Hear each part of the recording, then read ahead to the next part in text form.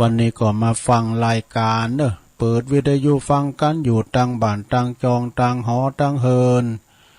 ว่าพองก็กินข้าวน้ำข้าวแรงกันไปพองก็ทำหุงหาอาหารทำสำหรับกับเขาพองก็ยังไปเยการยังมาเตอคูณเฮาก็เมินกับนกหนูเนาะตื่นจืนขึ้นมาแตกตื่นมื้นตาก็การไผการมันออกบ้านออกจองไปนะคำมาก็เข้าบ้านมาโละเมินกับนกหนูเข้าลวงเข้าลั่งเนี่ยเนาะการไผการมันนะอันนี้ก็คือเป็นกิจวัตรกิจกรรมของเฮาที่เป็นภาระหน้าที่ที่จะต้องไปเสาะเบหาเงินจุนเจอเลี้ยงครอบครัวเอียกะนะวันนี้ก็ศรัทธาญาติโยมมาฟังรายการสาลธรรมยามบ่ายก็ตามปกติแล้วก็จะเป็นรายการของอาจารย์ท่านพระครูอภิวัฒนวิกรมผู้อำนวยการคืนสีขาวของเฮาแต่เนื่องจากว่าวันนี้ตันก็บ่สะดวกเนาะก็เปิ้นก็โทรมาหรือตุลุงไลน์มาหาว่าขอตุลุงบริหารจัดการแทนกับเด้อนะแทนรายการกำเปิ้นจะต้องเดินทางไปแสดงธรรมเนาะตั้งอุ้มเม่งต่างใด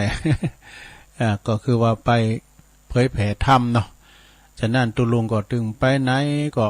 แดนกันไปแต่ว่าก็ไม่ได้มาสักกัมเนี่ยก็งานนะเนาะสถานว่าก็งานศพก็เผาไปวันนี้แล้วเนาะว่าก็งานศพเนี่ยก็เปิ้นก็เป็นปอของปู่จอยเปิ้นเอาไว้ 2-3 คืนแล้วตุลุงก็ไม่ได้ไปซึกคืนก็เลยว่าคืนแล้วนี่ก็เลยว่าขอลารายการน่ะโทรไปบอกอาจารย์เนาะอาจารย์เปิ้นก็อนุญาตแล้วก็คืออาจารย์ท่านพระมหาสมชาตินะแตนไปกันเนาะสถา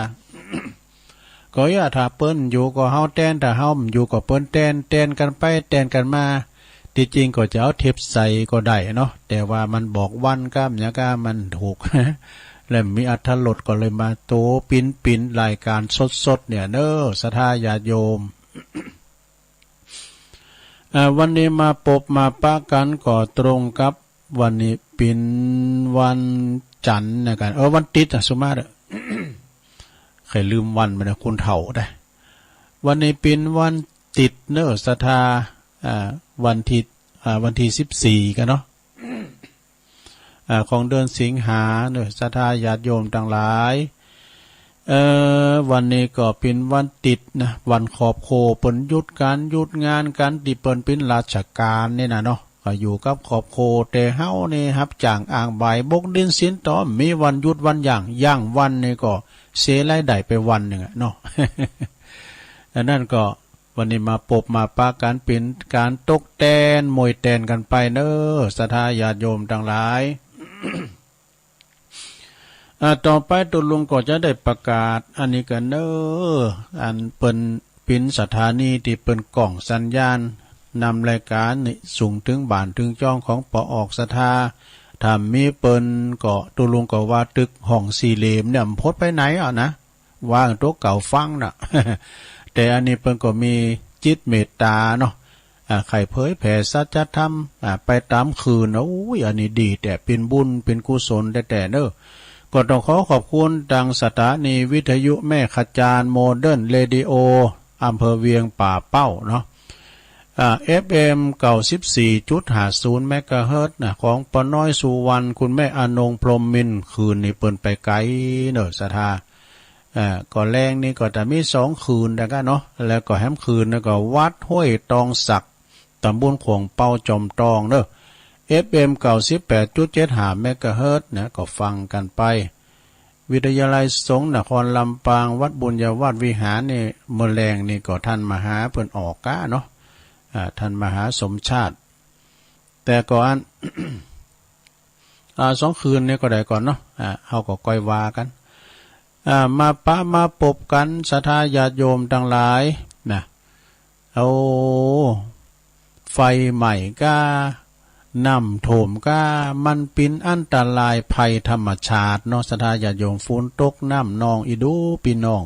เตเปิ้นน้ำโถมซักซ้ำซากเนี่ยเนาะก็มาหันข่าวหันคลิปตังวัดถ้ำผาจมโอ้ ดินสันไล่นะดอยโยดดอยปังปิ้นดีอินดูวัดว่าอารามสดาเอ้ยไปหันเพราะว่ามันทะลุปูปังปิ้นศาลุงศาลากาเนี่ยได้ผลกระทบเนี่ยสดาญาติโยมอันใดเฮาว่ามันจะมั่นคงนะอันมันได้มั่นคงเนี่ยมันก็เนี่ยเป็นอนิจจังบัดเต็งแต่แน่นอนเนาะเปิดก็แป้งอย่างทาวรนะแต่ดินตังปืนมันฝุ่นตกหนักเนาะมันอาจจะโหนจะมันสั่นไหลกันเนี่ยมันเป็นอนิจจังมันแน่นอนนะอย่างวัดวัดตาดอยน้อยอยู่บนดอยเนี่ยดิมดีน้ำจะโถมหมดเลย การน้ำโถมดอยน้อยในพี่น้องเขาได้ลอยมาเนอะ อันนั้นก็เป็นดีอินดูเนาะไฟใหม่ไต่ลามก้าเนี่ยอันแล้วก็น้ำดินหินผามันเป็นถาดของคุณเห่าถาดสีดินน้ำลมไฟนะเวลามันหายมานี่ก็แปลว่าบอกเนอะเวลาน้ำมันถมน้ำเนี่ยมันมีความสม่ำเสมอเนอะสถามันหักจ้างไผมันมีความสม่ำเสมอแม้ว่ามันได้โถมไม่นะไผอยู่ที่ลุมมันโถมมดบ้านข้าราชการบ้านคุณตุกคุณโรยมันโถมมดแต่มันมีความเสมอน้ำเนี่ยเสมอพากันมดบ้านคุณโรยมันก่อถมบ้านคุณตุกมันก่อถมตีองเฮนมันก่อถมวัดมันก่อถมมาเยี่ยมโกเป็นบาปโฮงพักมันก่อถมมาเยี่ยมโกตำหนดจับมัน มันมีความเสมอผากน้ำนี่นะสถาก็ลองพอหรอสังหรือว่าศาลาเนี่ยเวลาเปิดจะเอาวันหลอดน้ำเอาอย่างคือมันปีไงนะเปิดเอาหลอดน้ำดูเอามาเป็นมาตรฐานเนาะน้ำมีความเสมอและน้ำเป็นผู้ที่มีความประสานเนี่ยแต่ก่อนนี่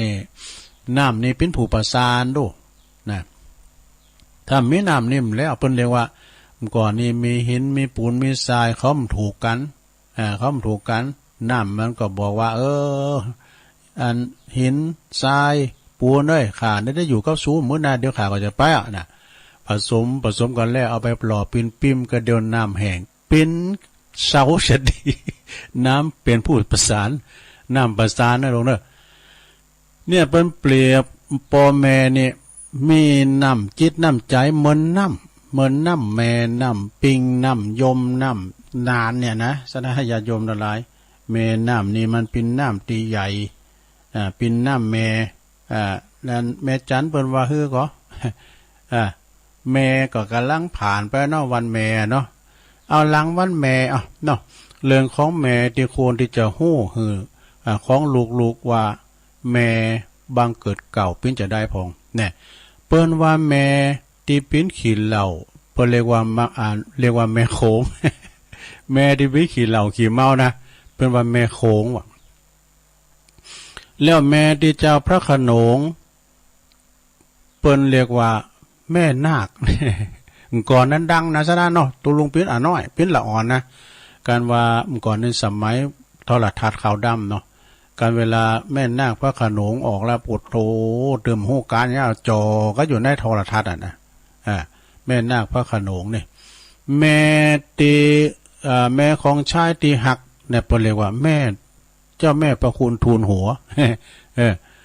แล้วก็แม่ตีเป็นคุณตัวนั่นก็คือแม่เล้า แม่เล่งก็แล้วก็แม่ตีเป็นทหารแน่แม่ของทหารคือแม่ทัพแม่กองแน่แม่ทัพนายกองเนี่ยเนาะแม่ที่ชอบทำกับเขาเรียกว่าแม่ครัวแน่แม่ครัวนะเป็นกุกหรอแม่ที่ชอบสร้างโทรไปเรียกว่าแม่แบบเนี่ยแม่แบบแม่ปิมนะแม่แบบแม่ปิมนั่นน่ะลงเอ้ยแล้วก็แม่ที่เพิ่นด่าเจ็บแสบของคือแม่กาแม่กาเพิ่นอุโมนเด้อเพิ่นอุโมนจ้าหวานปดโตแม่กานี่เอาใจเจิญเจ้าแม่ที่หือการศึกษาเรียกว่าแม่พิมพ์เนี่ยแม่พิมพ์ของชาติ แล้วก็แม่เล่งเฮาจุนอิ่มนะคือแม่โพศพนี่แล้วก็แม่ตีมีตึงนอกตึงสอเขาจุนว่าสลบเรียกว่าแม่ไม้มวยไทย จบซะนะอันนี้ก็เป็นสิ่งเล็กน้อยนะเอามาเสนอสนองเป็นกำมลกำงันมาได้ในสดาเด้อแต่ไปกึดหนักนะ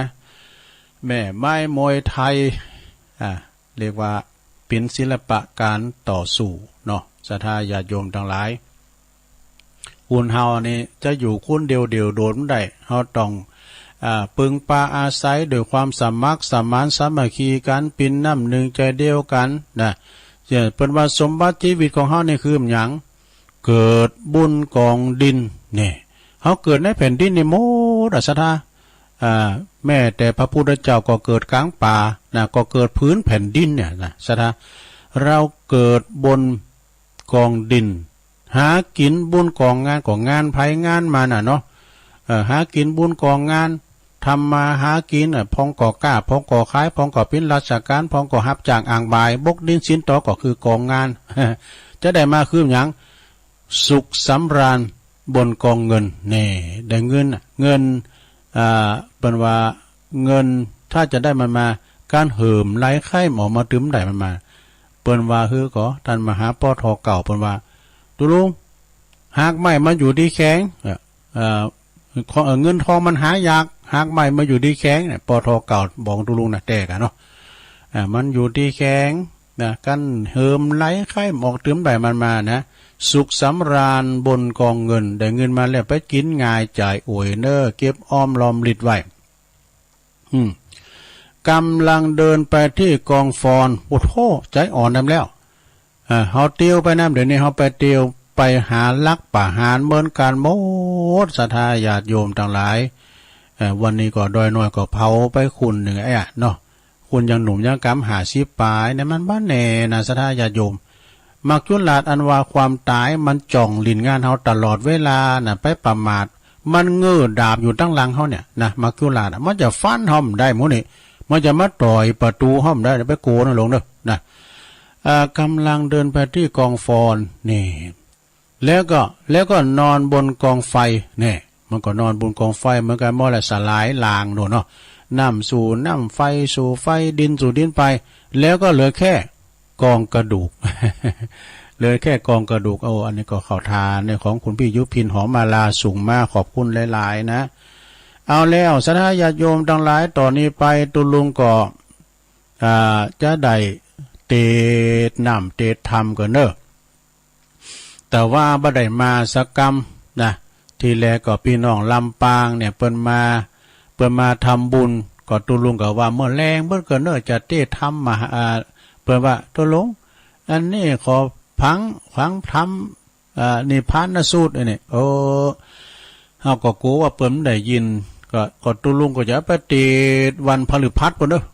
เมื่อเจ้าวันพัดเปิ้นว่าเปิ้นฟังตั้งบุญญาวาสตั้งแต่ตี 3วันพัดพุ่นเด้อ จะเตถึงนะพี่น้องลำปางนะเอาลูกหลานมาปรุเช้าเปิ้นไปที่วัดพระครูอภิวัฒนวิกรมเปิ้นถามว่าลูกนี่ไปวัดตุลุงยองไก่ก็ไปไก่อย่างที่ห้านไปได้เบิ้มจะไปไหนถ้ามาว่านี่ปะไผสักคนไหนมาก็ปะแต่ลูกนี่ไปจะไปหาอาจารย์ไมตรีนะวัดพระบาท เอาวันพัดในหลนนะวันพระฤหัสก็เตดกันทำไปไหนอันนี้ปินธรรมมันบรรยายในหลนนะปินธรรมบรรยายคดีโลกคดีธรรม คือมันสม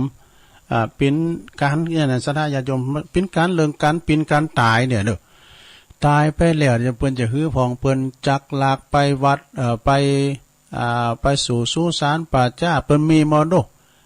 น้ำซอยหน้าก้ามยางก้าเนี่ยลองฟังว่าเด้อเข้าทานลงเด้อตุลุงขมลำจะเอามาเทศนะขอบคุณทางเจ้าของธรรมเนาะเปิ้นถวายมานะเอาละบะหือบักการเสียเวลาตุลุงจะนั่งตั้งนะโมก่อนเด้อเอาอย่างแต้นะหัวแต้นะนี่ตุนะเตติเนี่ยเพิ่นฟังทั้งบ้านเอาละจะเตทำกันเด้อนะโมตัสสะภะคะวะโตอะระหะโตสัมมาสัมพุทธัสสะนะโมตัสสะภะคะวะโตอะระหะโต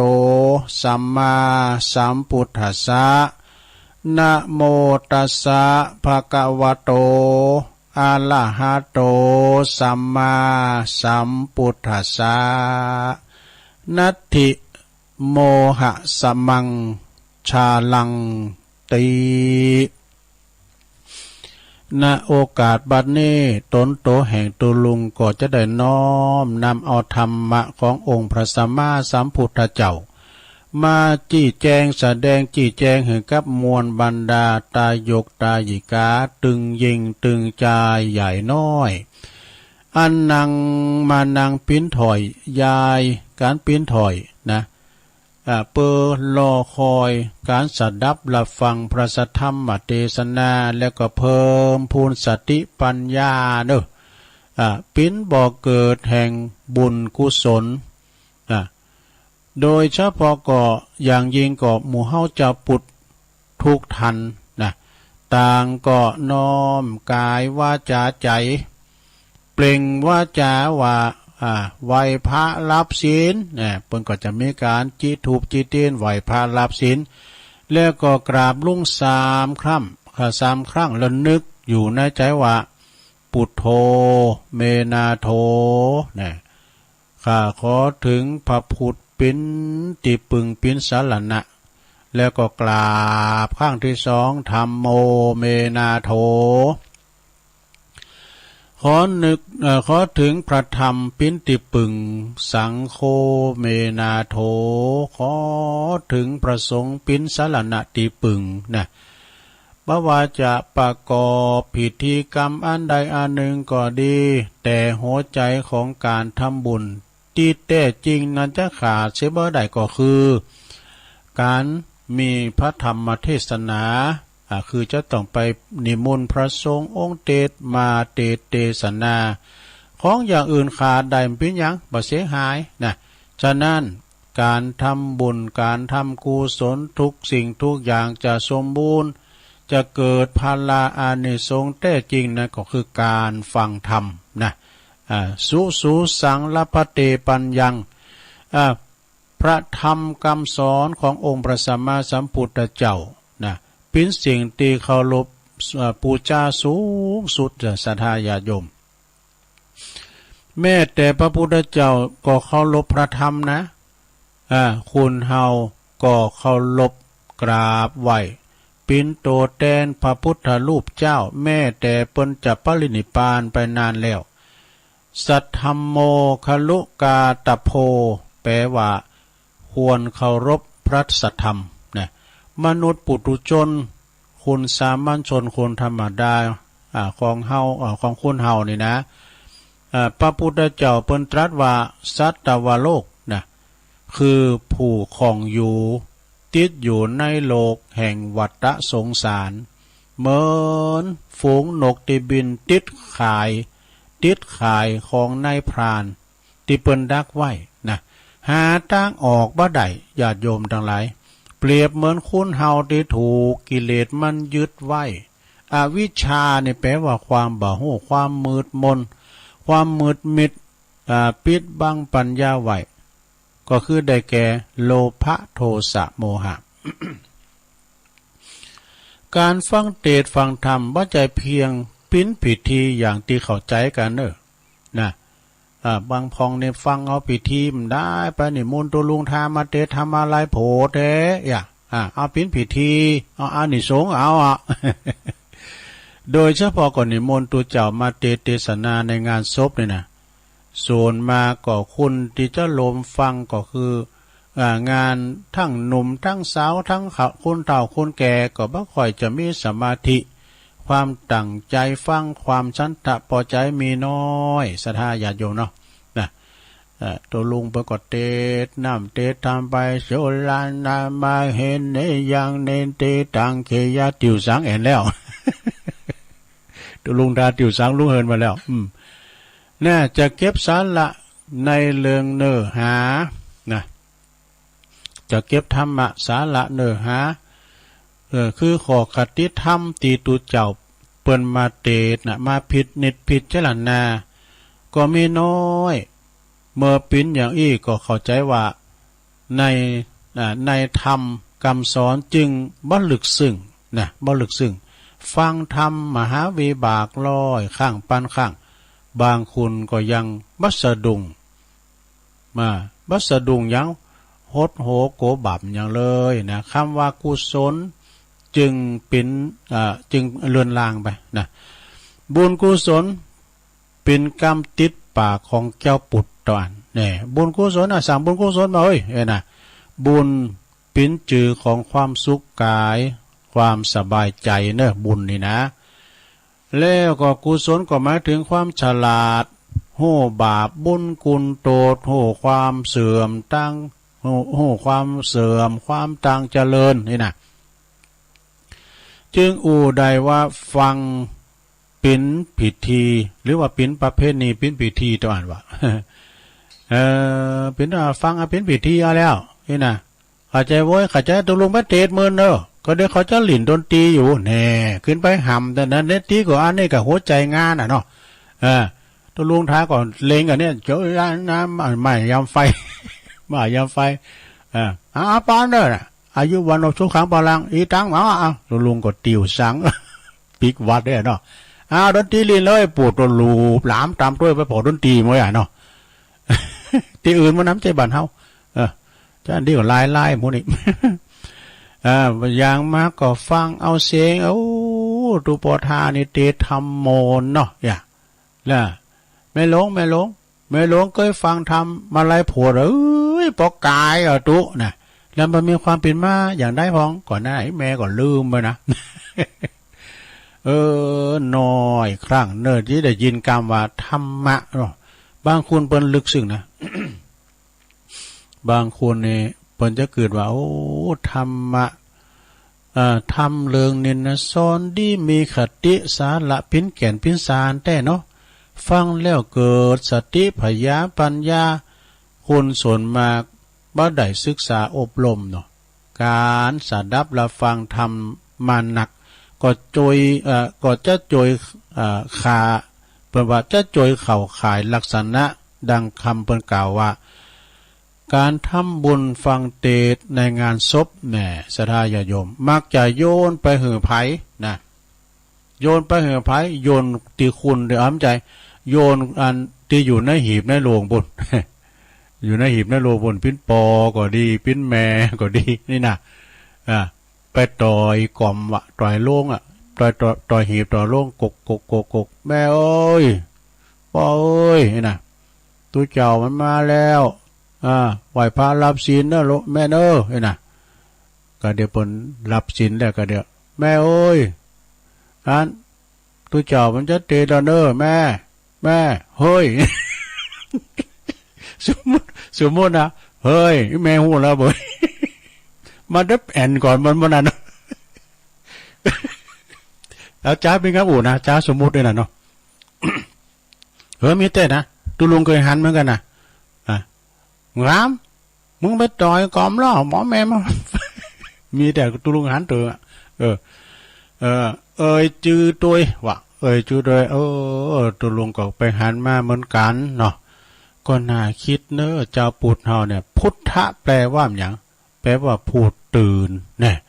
ผู้โหผู้ตื่นตั้งที่ถูกที่อันแต่จริงนั่นนะที่ถูกที่แม่นคุณเฮาเนี่ยปิ้นอยู่เพิ่นว่าปิ้นอยู่ดินได้โต้งได้คุณเฮาเที่ยวไปเที่ยวมามีจิตมีวิญญาณครองอยู่นะดังนั้นนี่หากว่าปิ้นผู้รับฟังเนาะคุณที่ตายไปเนี่ยเปิ้นหมดความหูซึกแล้วไล่วิญญาณดุดขอนไม้ดุดตอนไม้แล้วถูกไฟใหม่ไฟเผาก็ตึงบ่ฮู้คิงบ่ห้องบ่ได้ยินเสียงห้องอดโอยโหยโหนหยังซักอย่างแล้วเปิ้นฮู้แล้วนะทำเตเปิ้นกำลังสวดเนาะ แม่บ้านเขาก็ฮู้แล้วตุกันเด้อตัวลุงทาก็สวดกุศลธัมมาอังกุศลธรรมาน่ะคนนั้นไหวเนาะแม่หญิงก็บอกเฮ้ยมึงไปไหวขึ้นนะพวกสวดผีพวกเนี่ยมึงเคยเป็นผี แล้วก็คุณทั้งหลายก็ไหวอันนี้นะแล้วก็โจตนากันเป็นธรรมสองธรรมะเพีย บุญกุศลที่เขาจะได้หับดีหรือชั่วทุกข์หรือสุขอยู่ที่กฎแห่งกรรมที่เขาได้กระทำมายามเมื่อมีอินทรีย์ชีวิตอยู่ในเมืองขุนบนเด้อผู้ที่อยู่เบื้องหลังเนี่ยก็ทำบุญอุดหนุนเพิ่มพูนหนุนส่งไปหือนะโดยความหักความห่วงใยอาลัยพิไลลำพันนะเ เปิดคลายความกังวลจะได้เบาอกเบาใจนะหายโศกหายเศร้าแล้วก็ทำทำตามจารีตเหตุหอยประเพณีของเจ้าปุตสืบกันมาเนาะ ลำดับตอนนี้ไปนะตุลุงก็จะว่าตามในธรรมนะลงเนื้อฟังมันอาจจะเหมือนกันเฉพาะถิ่นเนาะมันจะเหมือนกันนะเดี๋ยวนี้เปิ้นลบลัดตัดตอนกันเปิ้นเห็นมันโวยครับกระชับเวลาที่สุดบ่คุณไปป่อไปจุไปจ้ำกันเหมือนนะลำดับไปนี่ตุลุงจะได้จักนำเอาปริศนาปัญหาธรรมในต่างพระพุทธศาสนาอันเกี่ยวเนื่องจากการตายโดยเฉพาะเนอะหมู่เฮาจะปุดหลานนาเลยนะเนาะบางทีบางแห่งนั้นมีอยู่นะเคยหูเคยหันแต่โบราณนะเมื่อมีการตายมีคุณตายหรือว่ามีคุณไก่จะตายนะขันโคหมายเนาะผู้เฒ่าผู้แก่เปิ้นก็จะเอาไม้จะเอาดอกไม้ไปใส่ที่มือคุณปู่หันวะนะปนมมือเฮ้เนาะนานมึงเคยบวชมาอย่ามาบอกเฮ้ยปอไอ้แม่กำร้อนน่ะนานก็มานี่นะนานก็มาสอนเนี่ยปอเอ้ยแม่เอ้ยเนาะทำบุญเนี่ยก็ทำโมดแล้วเขาก็ถึงโบสถ์ถึงสีมสาเกินจะครบแจงผ่าเหลืองคือถึงบุญกินบุญตานี่ปอเนอคือถึงบุญกินบุญตานี่แม่เนอเอาตอนหน้าเป็นไปมันต้องหงลูกหงหลานเนอนะว่าตามเขาเนอพุทโธเนอปอเนอธัมโมเนอแม่เนอสังโฆเนอแม่เนออันสวมน้ำใยนั่นเขาอย่าเอาด้วยนั้นก็ได้เนี่ยสังโฆพุทโธธัมโมสังโฆเนอเปอระลึกนึกถึงพระพุทธพระธรรมพระสงฆ์เนอลงเนอตั้งโลกเปิ้นถือว่านำดอกไม้ถูกเทียนนี่ไปไหวพระธาตุเกศแก้วจุฬามณีบุญสงสวรรค์จันตาวติงสาบ่ดู นะแล้วก็ส่วนคดีธรรมเปิ้นบอกว่าถือว่าเตือนคุณตีปินคุณยังบ่ตายตัวนี่นะซะนะฮีบโขนควายทำปูจาทำบุญปูจาพระ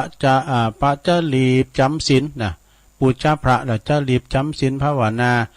แล้วก็ทำความนะเพราะว่าทำตัวก่อนตายเนี่ยนะทำบุญคือว่าทำบุญก่อนตายจะทำก็เรียกว่า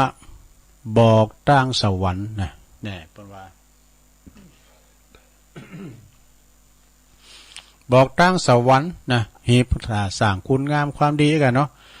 แล้วก็การอาบน้ำศพเนี่ยลงนะการอาบน้ำศพเนี่ยนะเปิ้นว่าเอาน้ำหอมอาบศพเนี่ยตั้งโลกถือว่าการล่างเหงื่อล่างไข่บ่เหมีมนทินอย่างสักอย่างแต่ตั้งคดีธรรมเหรอตั้งไปในตั้งธรรมเปิ้นบอกว่า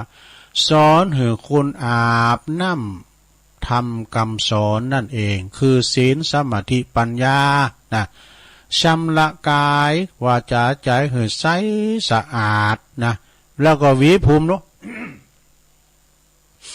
มีหวีผมได้ไหนลูกเปิ้นแต่งเนื้อแต่งตัวศพนะหวีผมบ่ก็หวีไปให้ตั้งหน้ากึ่งหนึ่งก็มีแล้วก็หวีไปตั้งหลังกึ่งหนึ่งแน่หวีตั้งหน้ากึ่งหมายความว่าอย่างไรต่างโลกเปิ้นถือว่าหวีให้คนตายแล้วก็กึ่งหนึ่งแล้วก็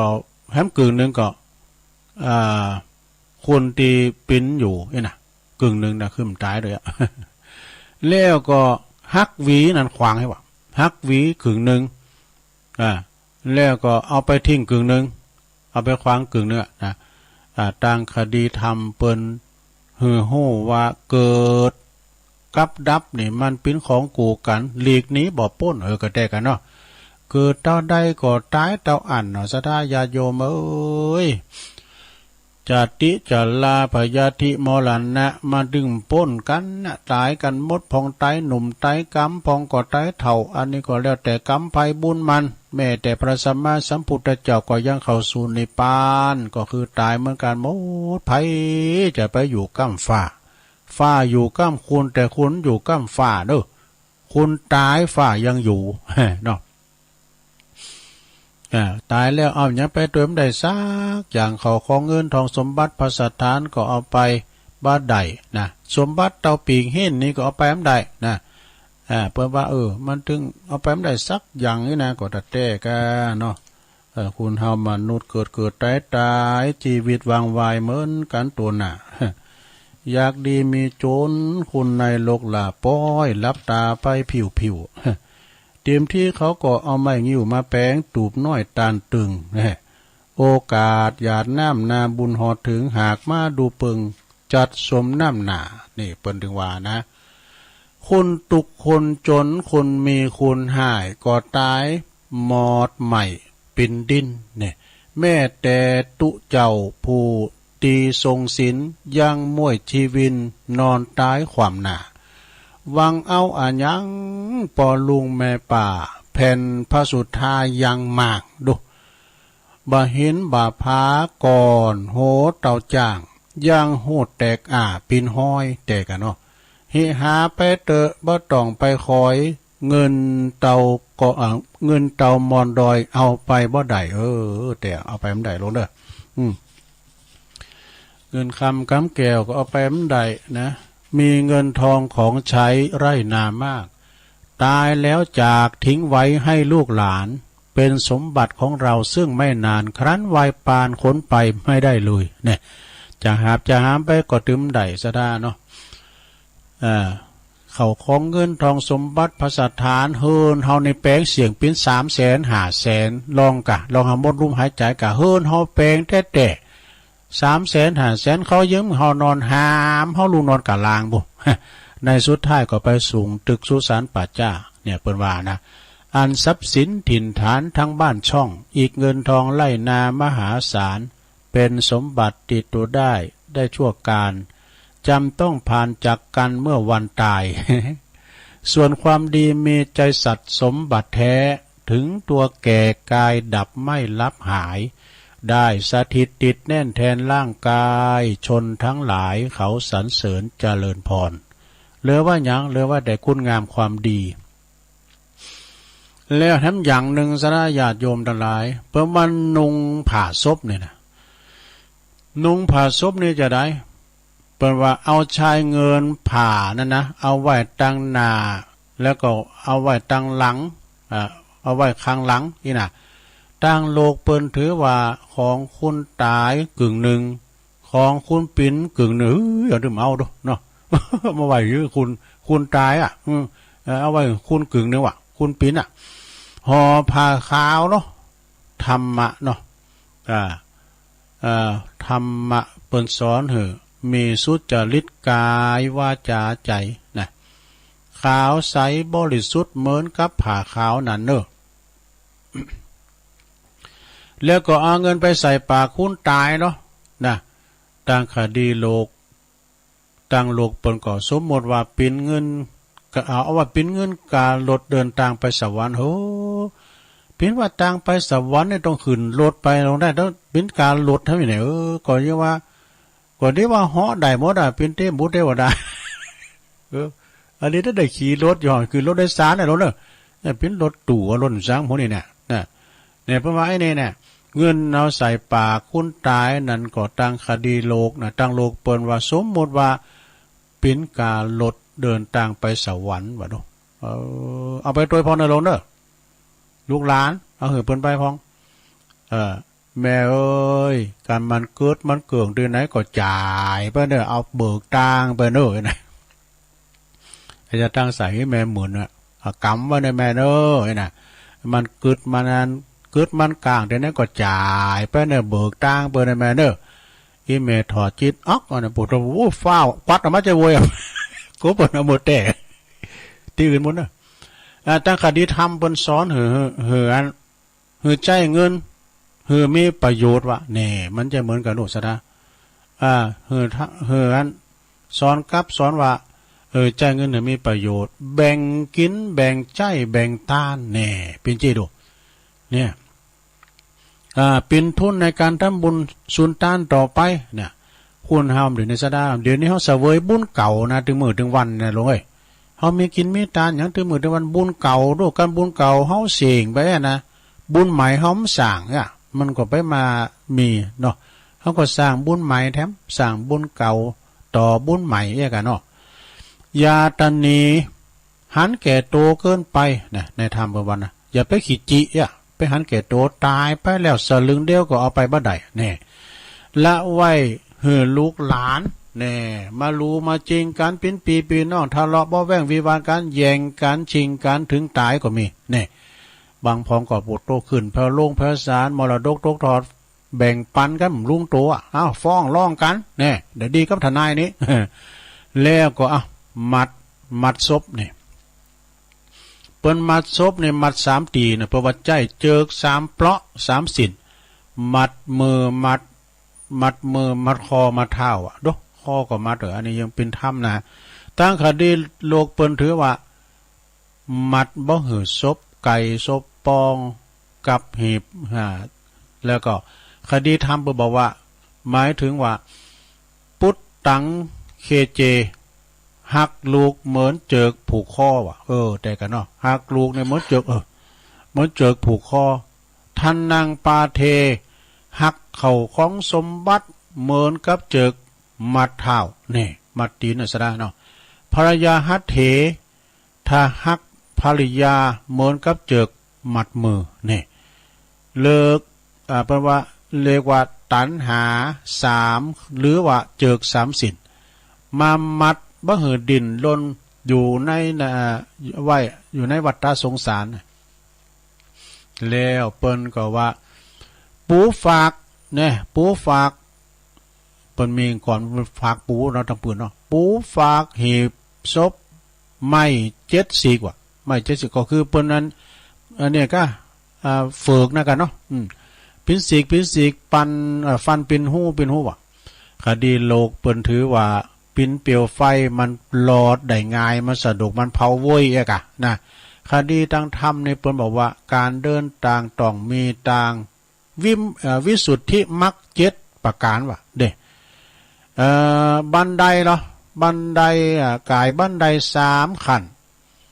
ฉันเดินก็เอาไม้หรือว่าการกวยก็ได้โอ้มันได้คืนใดการกวยเนาะไปแย่งว่านะโด เอาไม้หรือว่าเอาการกวย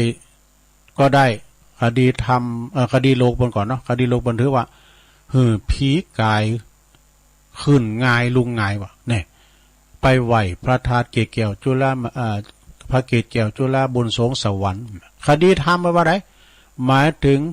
ภพ3เนี่ยหมายถึงภพ3กามมาภพรูปภพอรูปภพอันว่าสัตว์โลกเวียนว่ายแต่เกิดในวัฏสงสารนั่นเองนะแล้วก็การตั้งศพเปิ้นเบนโหศพในไปตั้งทิศตะวันตกปุ่นทิศตั้งคดีโลกเปิ้นถือว่า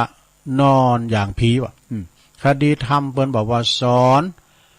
ปิจารณาความเกิดแก่เจ็บตายนะเกิดขึ้นตั้งอยู่และดับไปอันนี้เป็นสัจธรรมเหมือนกับพระอาทิตย์ตะวันคล้อยเคลื่อนเลือนหลับมิดไปตั้งวันตกฉะนั้นนี่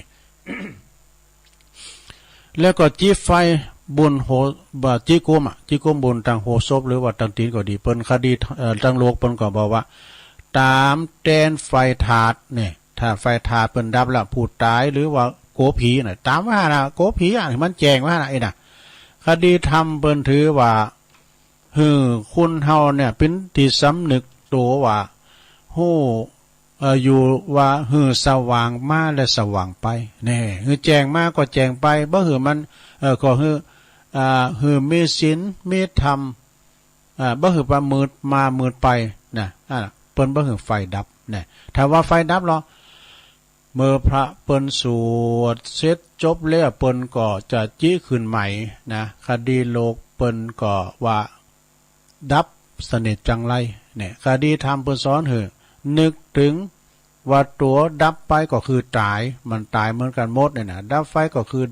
เกิดดับแล้วก็เกิดเหมือนกับคุณเฮาตายแล้วก็ต้องเกิดนะจะได้พิจารณาถึงงานความบัดเต็งแต่แน่นอนของสังขารเนาะเกิดขึ้นตั้งอยู่ดับไปแล้วก็เคาะหีบศพเนี่ยมันมีแต่นะตั้งคดีโลกเปิ้นถือว่า เป็นคนติดตายแล้วก็มารับศีลฟังธรรมอีกอะรับศีลฟังธรรมตั้งคดีธรรมเปิ้นก็สอนว่าหือหีบทำบุญ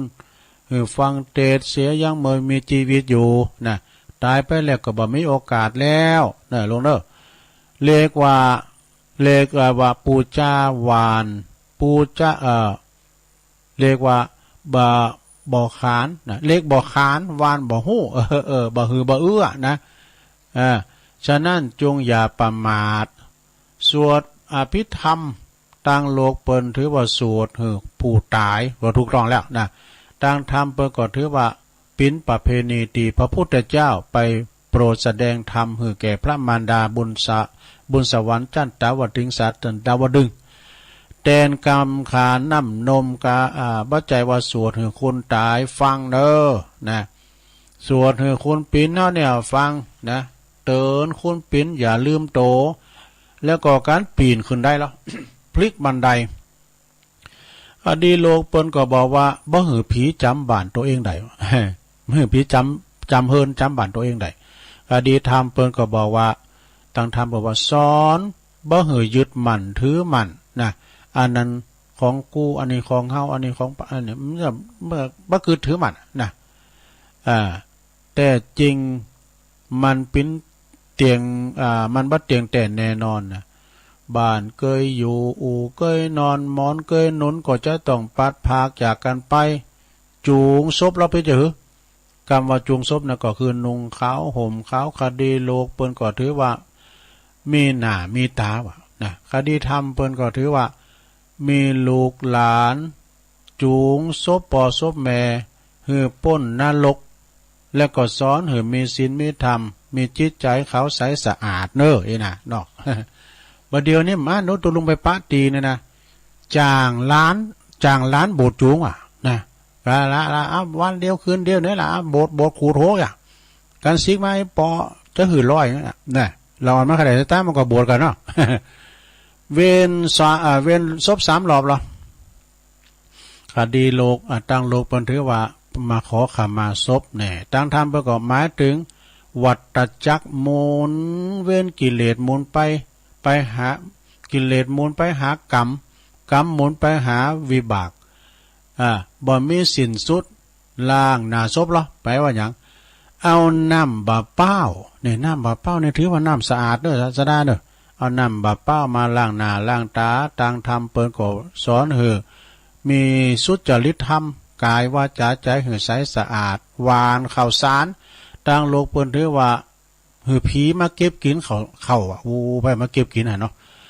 ไปแย่งบ่ดุนะแล้วก็หามศพหรอหามศพจะได้เบาลงนะมันจะได้เบาลงว่ะสมัยโบราณศพใจคุณหามเด้อเปิ้นจะมีหล่อมียะใจคุณหามแล้วก็เปิ้นหือเปลี่ยนบาด้วยนะต่างธรรมเปิ้นสอนหือพิจารณาว่าข้าวสารน่ะหือแก่ข้าวสารคือแก่นข้าวจะมันถึงบ้างอกเงยละนะเหมือนคุ้นเฮาถ้าถึงแก่นสารแล้วก็จะเกิดเจ็บเกิดป่วยเกิดตายชันได้นะข้าวสารเจ้าหวานปิ้นกาได้ชันได้นะตุงนำต่าง3 หางนั่นก็คือหมายถึงเจ้าพุทธเฮาต้องมีเกี่ยว3 โด่งเด้อนำหน้าเด้อพระพุทธพระธรรมพระสงฆ์เอกจะอยู่จะไปก็มีพระรัตนตรัยจนตลอดชีวิตเนาะก็ขออำนาจคุณพระศรีรัตนตรัยคุณพระเกี่ยวเจ้าทั้ง3 โด่งเนาะจงปกป้องคุ้มครองรักษาบรรดาพ่อแม่พี่น้องปอกสะดาทั้งหลายทุกท่านปราศจากทุกโศกโรคภัยขอเจ็บไปมาไก่ขอไข่ไปมากายได้อยู่ทำบุญกำจุนพุทธศาสนาไปตลอดกาลนานแสดงพระธรรมเทศนาคดีโลกคดีธรรมก็พอสมควรแก่กาลเวลาก็ขอสมมุติยุติลงพงไว้เพียงเท่านี้เอวังก็มีด้วยประการฉะนี้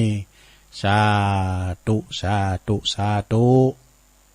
โอ้เกือบจบหลวงผมจะเกือบจบแล้วเกือบหมดเวลาบทมหันเวลาบทกันเลงมาสุดท้ายนะหลวง ก็เป็นธรรมบรรยายนะหลวงเนอะธรรมบรรยายคดีโลกคดีธรรม ก็